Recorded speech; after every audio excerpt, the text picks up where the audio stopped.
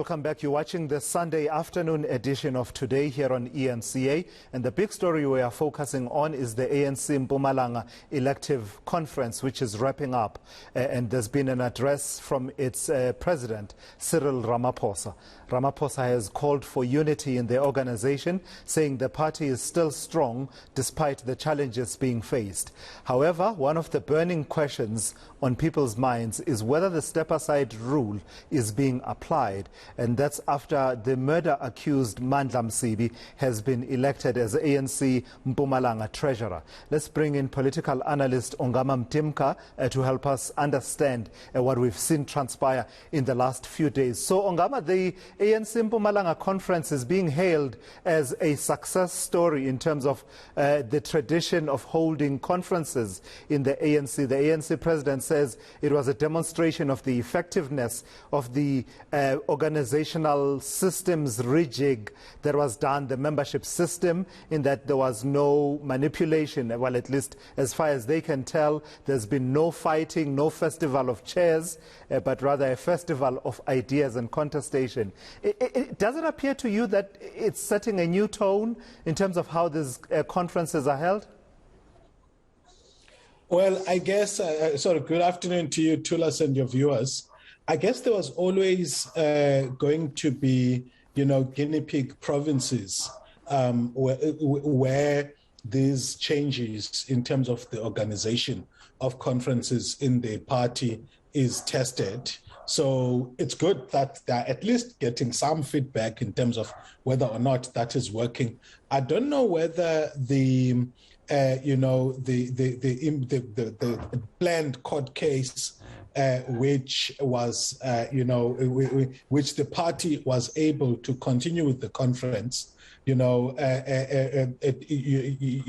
on the fact that I think it was dismissed, whether that has anything to do with, the quality of processes followed leading up to that conference. But that's for them to explain. What the president is not saying, though, is that politically, even though administratively there can be, some gains that the president attributes to this conference, in terms of political management of things, they have not had this conference. It's been delayed for a very long time.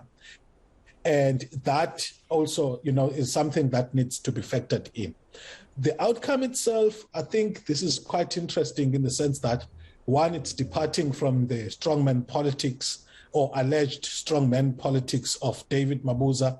And I think that one of the things that have been said about Mandla Ndlovu is, the style of leadership that's more conciliatory and consensus building compared to the strongman approach. We are going to see whether, for example, he's going to continue to handle the issue of two centers of power in a way that helps ensure stability in the province, or in fact, there will be some ructions there leading up to the conference. So he says that as long as the current government work with them, they're not going to agitate for leadership change at a government level. Yeah. That what's interesting is going to be what that working with them means. Ongama, let me come in there, and that's a fascinating point you raise. How many times have we seen the situation where there's one leader coming from the ranks of the ANC who holds the position of premier, and then someone else gets elected to be the provincial chairperson, and there are all these undertakings that, oh no, there's no question of two centers of power. There's only one center of power. It is the ANC, and we are all going to work very well, and in no time, it becomes clear that this is clearly unsustainable. Do you think Mpumalanga could buck that trend, given also the fact that we are in 2022 and the next national election, at the point at which the ANC could synchronize the way that it likes to do, that its provincial chairperson is also the person who's candidate and then becomes premier of the province? That can only be achieved in 2024. Still some way to go. Sure. So there's a lot of interesting things in terms of the management of that.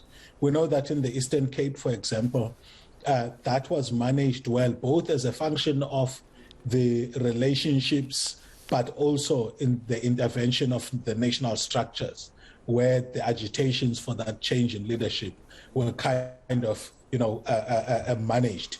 I think even in this instance, yes, indeed, Mandla Ndlovu has given his word, and I think that what has been written as far as his style of leadership lends itself to somebody who's not going to want to, push that strongman agenda. But also, sometimes, whether or not the current government sits, which is different from, the leadership structures of the party, sometimes it's a function of broader political dynamics, which may not necessarily have anything to do with the personalities of the people involved, but a lot more to do with the political imperatives that may arise on a certain day. So, for example, there could be allegations that a certain group that's in government is leveraging resources there in order to consolidate its position and lodge a fight-back campaign. Then those things create the political environment for leadership changes.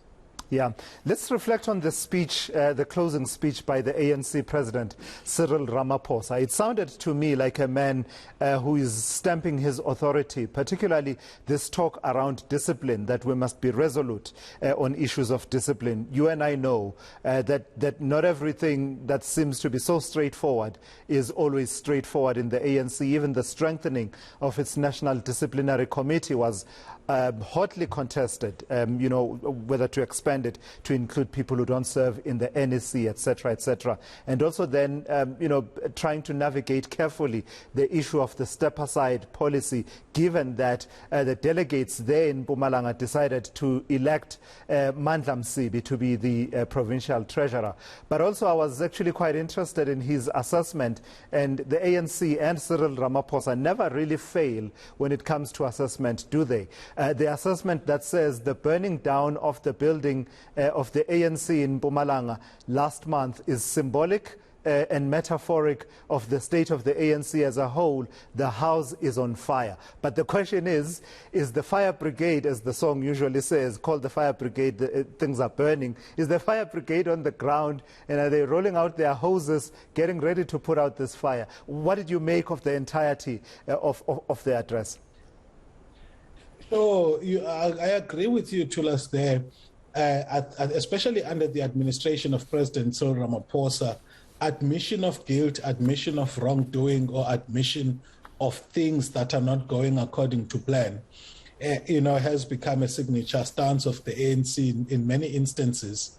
It was no less than President Jacob Zuma who, at Nasrec, was writing long about corruption in the organization, among other things. So you can't falter them much as far as that is concerned.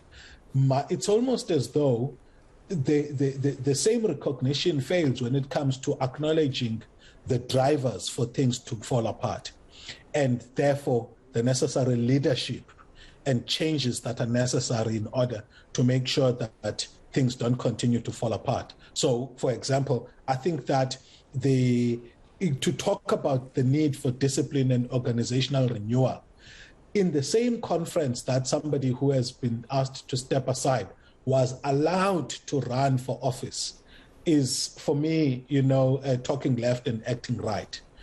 This is where the weakness of this institution building in the ANC can be found, where you find that legislative or policy standpoints fail to be translated into qualifying criteria for running for office. So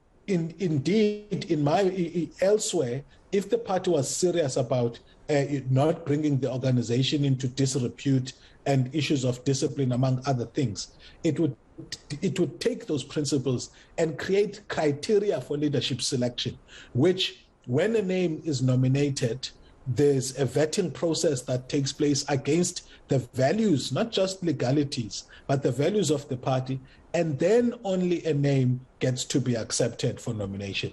Otherwise, until it has been able to develop its policies and values into workable criteria like that, it's always going to be found wanting in practice, while it talks as though it's an organization that wants to renew itself. All right, Ongama Mtimka, I've got to thank you for your time and your insights. Always great chatting with you. That's Ongama Mtimka, who is a political analyst, joining us there from Gqeberha.